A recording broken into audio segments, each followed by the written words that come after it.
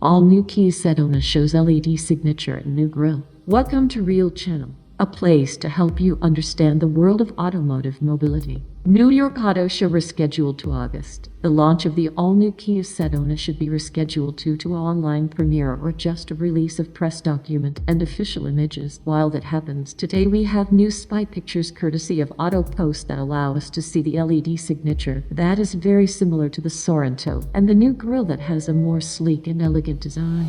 New Sedona will suffer a big change in terms of design as it looks more boxy than the current one with a Soul-inspired front design. I'm pretty sure that this new Sedona could offer a more rugged look to conquer more customers that are looking for an SUV. On the powertrain side, the old 3.3 V6 engines will be substituted by the new Theta 3 2.5-liter turbo engine, and will also use the same hybrid powertrain as new Sorento and facelifted Santa Fe, with the 1.6 turbo GDI and an electric motor, with Korean spec arriving in July. The interior has some elements from the soon-to-be-revealed new Sorento, as the steering wheel, and also shares with Sorento and K5 the design of the cluster and infotainment touchscreen. But it also shows its own style with their vents that go side to side.